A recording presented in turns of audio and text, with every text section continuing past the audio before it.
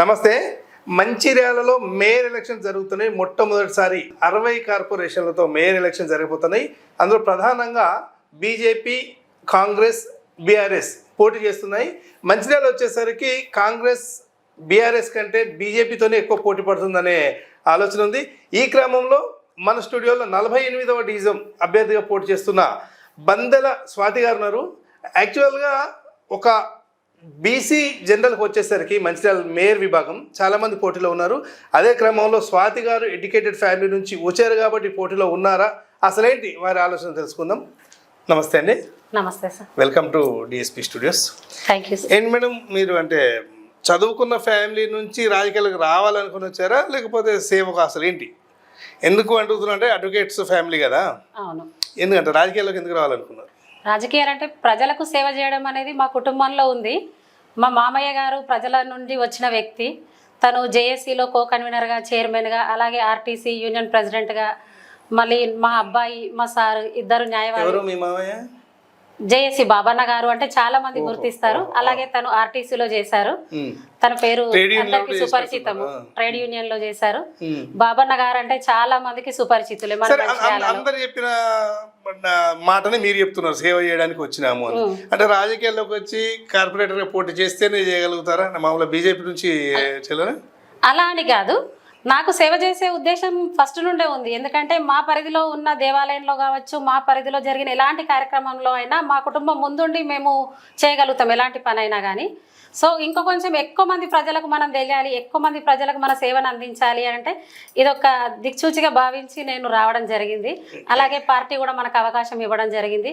దీని ద్వారా ఎక్కువ మంది ప్రజలకు తెలియగలుగుతాను, నా సేవను ఎక్కువ మందికి చూపించగలుగుతాను అనే ఉద్దేశంతో రావడం జరిగింది. ఎట్లా ఉంది అంటే 48 డివిజన్ లో మీ పార్టీకి అనుకూలతలు ఏమున్నాయి? అనుకూలతలు అని అంటే చాలా మంది బీజేపీకి ఇప్పుడు మొగ్గు చూపుతున్నారు. యువత ముఖ్యంగా బీజేపీలో చేరడానికి బాగా ఇంట్రెస్ట్ చూపిస్తున్నారు. మనం కొంచెం అభివృద్ధి అనేది మన గత దశాబ్ద కాలం నుండి చూస్తే కూడా బీజేపీ పాలనతోటి అభివృద్ధి జరుగుతుంది. జై మోడీ, జై రగన్న. ఖచ్చితంగా అందుకోసమని నేను బీజేపీ పార్టీని ఎన్నుకోవడం జరిగింది. ఈ అభివృద్ధి దాంతో సాధ్యమవుతుందని పార్టీలోకి రావడం జరిగింది. అభివృద్ధి అనే విషయానికి వస్తే అంటే మంచిర్యాల ప్రాంతంలో చాలా మారుమూల గ్రామాలు ఉన్నాయి, అంటే ప్రాంతాలు ఉన్నాయి. వాటికంటే మీరు పోటీ చేస్తున్న 48th డివిజన్ మంచిర్యాల మొత్తం మీద వెల్ సెటిల్డ్ అనే పేరుంది. అక్కడ ఏం డెవలప్మెంట్ చేయాలనుకుంటున్నారు? ఇంకేముంది డెవలప్మెంట్ చేయడానికి అక్కడ? నాకు తెలిసి రెడ్డి కాలనీ ఎస్టాబ్లిష్ ఒక 40 సంవత్సరాలు అవుతుందేమో. నేను చూసి ఒక 25 సంవత్సరాల నుంచి వెళ్ళి రెడ్డి కాలనీ ఎలా ఉందో అలాగే ఉంది. అందులో ఏ మాత్రం డెవలప్మెంట్ జరగలేదు. అక్కడున్న ప్రజలకి మాత్రమే అది తెలుసు. ఇంతకు ముందున్న పార్టీ వాళ్ళు ఓన్లీ పార్టీ రాజకీయం కోసమే వచ్చి అక్కడ గెలిచిన వాళ్ళు మాత్రమే ఉన్నారు తప్ప దాన్ని ఏ మాత్రం డెవలప్ చేయలేరు. ఎందుకంటే ఇప్పుడు గత వారం రోజులుగా నేను చూస్తున్నప్పుడు కూడా అక్కడ డ్రైనేజీ వ్యవస్థ కావచ్చు, వీధి దీపాలు కావచ్చు, రోడ్లు కావచ్చు, నేను చూస్తున్నప్పటి నుండి ఎలా ఉందో ఇప్పటి వరకు కూడా అలాగే ఉంది. అక్కడ చిన్న డెవలప్మెంట్ కూడా జరగలేదు. అది ప్రజలకు కూడా తెలుసు. ఎందుకు ఈ వెల్ డెవలప్డ్ చాలా మంది ప్రముఖులు ఉన్నారు ఎందుకు అంటున్నామంటే, హనుమంతరావు గారిది అదే ఏరియా, బీకే గారిది అదే ఏరియా, బోడజార్దన్ గారిది అదే ఏరియా, ఇంకా చాలా మంది ప్రముఖులు ఉన్న ఏరియా. ఎందుకు డెవలప్మెంట్ కాలేదంటున్నారు? మరి ఏం సమస్యలు లేదు చెప్పండి. ఇప్పుడున్న పార్టీలు ఏంటంటే దాన్ని చెప్పొచ్చలేదో నాకు తెలీదు. పార్టీలు అనేది రాజకీయ వాళ్ళ సొంతం కోసమే డబ్బులు ఖర్చు పెట్టి ఓట్లను కొనుక్కోవడమే తప్ప మళ్ళీ ఆ డబ్బులని సాధించడం కోసమని పనిచేస్తున్నారు తప్ప ఎలాంటి డెవలప్మెంట్ చేయట్లేరు. అది మాత్రం అందరికీ తెలిసిన విషయమే అక్కడ. అలాగే ఇప్పుడున్న ప్రభుత్వం కూడా మనకు తెలుసు, కాంగ్రెస్ ప్రభుత్వం ఎలాంటి పనులు చేస్తుంది, ఎలా జరుగుతుంది అన్నది కూడా మనం చూస్తున్నాము. దాన్ని చెప్పాల్సిన అవసరం కూడా లేదు. మైనారిటీస్కి ఎక్కువ ఇంపార్టెన్స్ ఇవ్వడం కావచ్చు, ఇంకేదైనా కావచ్చు. సరే, ఇప్పుడు డబ్బులు అనే టాపిక్ వచ్చింది కాబట్టి అంటున్నాము, ఆ ఏరియాలో మీరు పోటీ చేస్తున్న ఏరియాలో కొన్ని కోట్లు ఖర్చు పెట్టాల్సి వస్తుంది అనే ఒక టాక్ వచ్చేసింది. అంటే కొన్ని ప్రాంతాలు చూసుకున్నారు, కొన్ని డివిజన్లలో, అట్లాంటి డివిజన్లలో మీది ఒకటి. మరి మీరు ఎంత ఖర్చు పెట్టగలుగుతారు?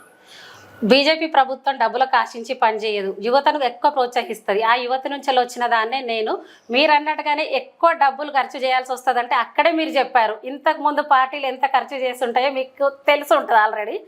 బీఆర్ఎస్ ప్రభుత్వం కావచ్చు, ఇంకేదైనా అధికార ప్రభుత్వం కావచ్చు, అక్కడ ఏం జరుగుతుందో అందరికీ తెలుసు. ఇంతకుముందు వాళ్ళు ఎలా గెలిచారో కూడా తెలుసు మనకి. సో బీజేపీ ప్రభుత్వం మాత్రం పారదర్శక పాలన, అభివృద్ధి ధ్యేయంగా ముందుకెళ్తున్నది. సో మనం అలాంటి పనులు చేయము. అంటే మొత్తం డబ్బులు పంచకుండా పంచకుండా గెలుస్తారా? ఖచ్చితంగా నమ్మకంతోనే ముందుకెళ్తున్నా. ప్రజలు నన్ను ఆశీర్వదిస్తారు. బీజేపీ వైపు చాలా మంది మొగ్గు చూపిస్తున్నారు. యువత చాలా మీకు అంత నమ్మకం ఉంది కాబట్టి మీకు ఇప్పుడు పోటీలో ఉన్న వాళ్ళు మీకు చాలా సీనియర్ ఒక మహిళ కావచ్చు, అంతకుముందు కౌన్సిలర్ చేసిన వాళ్ళు కావచ్చు, లేదా కొత్త వాళ్ళు కావచ్చు, ఓడిపోయిన సింపతి కావచ్చు, వాళ్ళు డబ్బులు పంచడానికి సిద్ధమైనప్పుడు మీరు పంచకుండా ఎలా గెలుస్తారు పబ్లిక్ నుంచి? పంచకుండా గెలవడం అంటే అభివృద్ధిని. ఇప్పుడు ప్రజలు ఏం చేస్తున్నారు అంటే అభివృద్ధి ఎవరు చేస్తున్నారు అని చూస్తున్నారు, ఎవరు మనకి దగ్గరలో ఉండి సేవ చేస్తారు అని చూస్తున్నారు. ఇప్పుడు డబ్బులు పంచి గెలిచిన వాళ్ళు ఏం ఆలోచిస్తారు? వాళ్ళు పంచిన డబ్బుల్ని ఎలా తిరిగి రాబట్టాలి అని మాత్రమే ఆలోచిస్తారు తప్ప అభివృద్ధి గురించి ఆలోచించరు. ఇప్పుడున్న పోటీ చేసే వ్యక్తులలో ఒకరు వయసులో ఉన్నవారు, ఇంకొకరు బయటకు రానివారు. నేను మాత్రం యువత నుంచి ముందుకు రావాలి, మరీ ముఖ్యంగా మహిళల నుంచి ముందుకు రావాలని చెప్పేసి ఉద్దేశంతో ముందుకు రావడం జరిగింది. ఎవరు ముందుకు వస్తారు అన్నది కూడా ప్రజలు చూస్తారు. ఒకరు పేరు పెట్టుకొని ఒకరు పోటీ చేస్తున్నారు. రెండు పార్టీల నుంచి అలాగే జరుగుతున్నది. పేరు ఒకరిది ఊరొకరిది అన్నట్టుగానే జరుగుతుంది. ఇప్పుడు అక్కడ మేయర్ మన కార్పొరేటర్ పోటీకి మంచిర్యాలలో మొట్టమొదటిసారి మేయర్ ఎలక్షన్ జరగబోతున్నాయి. బీజేపీ దాదాపు మొత్తం పోటీ చేస్తున్నది. అంటే ఎట్లా ఉండే అవకాశం ఉంది? ఇంతకుముందు ఎప్పుడు కూడా మంచిర్యాలలో బీజేపీ అధికారంలోకి రాలేదు. మొన్నటిసారి ఎమ్మెల్యే జస్ట్ ఇలా టగ్ ఆఫ్ వార్ లాగా వచ్చేళ్ళింది. మీరు ఏం చెప్తారు బీజేపీ గురించి?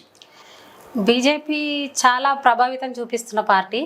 సో బీజేపీకి మొదటిసారి మున్సిపల్ కార్పొరేషన్లు ఎన్నికలు జరుగుతున్నాయి కాబట్టి 60 డివిజన్ల నుంచి బీజేపీ అభ్యర్థులు పోటీ చేస్తున్నారు. బీజేపీ పార్టీ లీడింగ్లో వస్తే మాత్రం మొదటిసారి మేయర్ అవకాశం దక్కే అవకాశం ఉన్నది మనకి.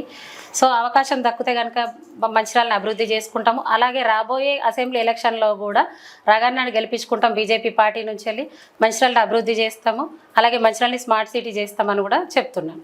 సరే, ఇప్పుడు మీ ప్రాంతం కావచ్చు, మంచిర్యాల ప్రాంతం కావచ్చు, బీజేపీ అనే విషయానికి వస్తే యూత్ మీద ఎక్కువ దృష్టి పెట్టింది. అన్ఎంప్లాయ్మెంట్ వల్ల ఇదవుతుంది. అన్ని ఏరియాలలో కూడా, అంటే పెద్ద పెద్ద టౌన్ సెంటర్లలో కూడా గంజాయి లేకపోతే మాదక ద్రవ్యాలు బాగున్నాయి కదా. దీని మీద పార్టీ పరంగా ఏమైనా దృష్టి పెడతారా? మీ డివిజన్ నుంచి ఏమైనా స్టార్ట్ చేసే అవకాశం ఉందా? నేను చేయాలనుకుంటున్నాను. ఎందుకంటే బీజేపీ పార్టీ యువతను ఎక్కువ ప్రోత్సహిస్తుంది. ఈ నిరుద్యోగం అనేది ఎక్కువ అవ్వడం వల్ల చాలామంది యువత దుర్వ్యసనాలకు అలవాటు పడుతున్నారు. మనం ఫస్ట్ టైం మున్సిపల్ కార్పొరేషన్లో మనకి ఇప్పుడు ఎలక్షన్ జరుగుతుంది కాబట్టి ఫ్యూచర్లో మనకి ఉద్యోగ అవకాశాలు ఎక్కువ ఉండే అవకాశాలు ఉన్నాయి.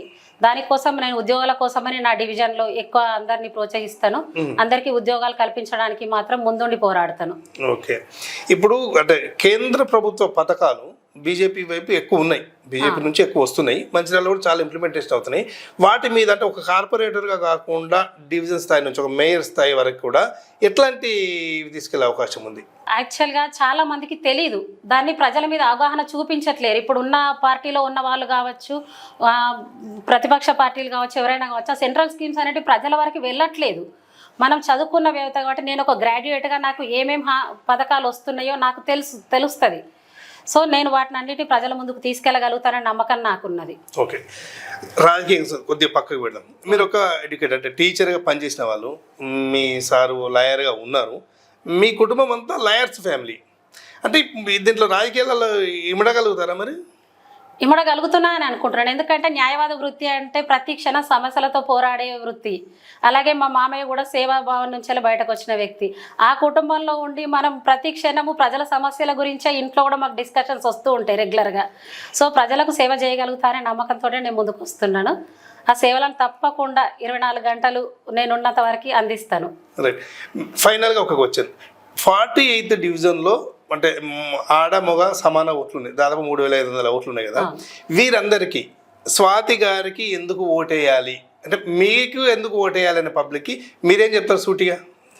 అంటే యువతను ప్రోత్సహించాలి, ముఖ్యంగా యువతను ప్రోత్సహించాలి. వచ్చే అవకాశాలు ఏదైతే ఉపాధి స్కీమ్స్ మీరు సెంట్రల్ గవర్నమెంట్ వస్తున్నాయి అని అన్నారో అవన్నీ ప్రజలకి అందుబాటులో తీసుకురావడానికి నేను ఒక ఎడ్యుకేటెడ్ పర్సన్గా ప్రతిదీ ప్రజల ముందుకు చేరవేస్తాను.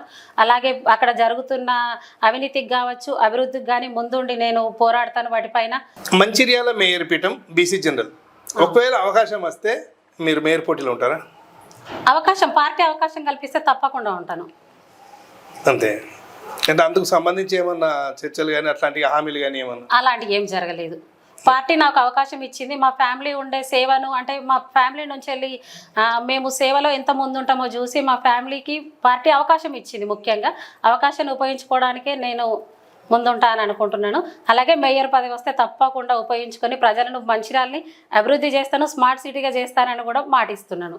Okay, thank you very much. మీకు వచ్చిన మొట్టమొదటి అవకాశం అయి ఉంటుంది, మొట్టమొదటి అవకాశం మీరు బీజేపీ. సద్వినియోగం కావాలని డిఎస్పీ మీడియా సహకరిస్తున్నాను. నమస్తే. Thank you.